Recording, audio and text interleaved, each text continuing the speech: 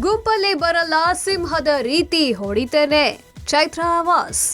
Big boss Kannada 11ರ ಆಟಕ್ಕೆ ಶೋಭಾ ಮತ್ತು Rajat wild card ಸ್ಪರ್ಧಿಗಳಾಗಿ ಬಂದ ಮೇಲೆ ಅಸಲಿ ಆಟ ಶುರುವಾಗಿದೆ. ರೋಚಕ ತಿರುವುಗಳನ್ನ ಪಡೆದು ಮುನ್ನುಗ್ಗುತ್ತಿದೆ. ಇದೀಗ ಚೈತ್ರ ಕೈಯಲ್ಲಿದ್ದ ಹಣವನ್ನ ಭವ್ಯ ಟೀಮ್ ಯಾಮಾರಿಸಿ ಕಸಿದುಕೊಂಡು ಹೋಗಿದ್ದಾರೆ. ಅದಕ್ಕೆ ಗುಂಪು ಕಟ್ಕೊಂಡು ಬರಲ್ಲ, ಸಿಂಗಲ್ ಸಿಂಹ ರೀತಿ ಹೊಡಿತೇನೆ ಎಂದು ಚೈತ್ರ ಖಡಕ್ ಆಗಿ ಹೇಳಿದ್ದಾರೆ. ಬಿಗ್ ಬಾಸ್ ಮನೆಯಲ್ಲಿ ಈಗ ನೀಲಿ ಮತ್ತು ಕೆಂಪು ಎಂಬ 2 ತಂಡಗಳು ರಚನೆಯಾಗಿದ್ದು, ಆ ತಂಡಗಳ ನಡುವೆ ಬಿಗ್ ಫೈಟ್ ಏರ್ಪಟ್ಟಿದೆ. ಕೆಂಪು ಬಣ್ಣದ ಟೀಮ್ಗೆ ಶೋಭಾ ಕ್ಯಾಪ್ಟನ್, ನೀಲಿ ಬಣ್ಣದ ಟೀಮ್ಗೆ ಭವ್ಯ ಕ್ಯಾಪ್ಟನ್ ಆಗಿದ್ದಾರೆ. ಇವೆರಡು ತಂಡಗಳ ಸದಸ್ಯರ ಬಳಿ ಹಣವಿದೆ. ಸದ್ಯ ಆ ಹಣವನ್ನ ಕಿತ್ಕೊಳ್ಳೋದಕ್ಕೆ 2 ಟೀಮ್ ಕಡೆಯಿಂದ ಸ್ಕೆಚ್ ರೆಡಿಯಾಗಿದೆ.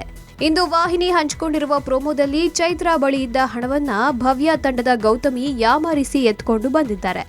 ಅದಕ್ಕೆ ಚೈತ್ರ ಫುಲ್ ಖಡಕ್ ಆಗಿ ಎಲ್ಲರೂ ಅತ್ಯಂತ ಕೀಳು ಮಟ್ಟಕ್ಕೆ ಇಳಿದಿದ್ದಾರೆ. ಗುಂಪುಗಾರಿಕೆ ಮಾಡಿಕೊಂಡು ಕುತಂತ್ರತನವನ್ನ ನಾನು ಮಾಡೋದಿಲ್ಲ.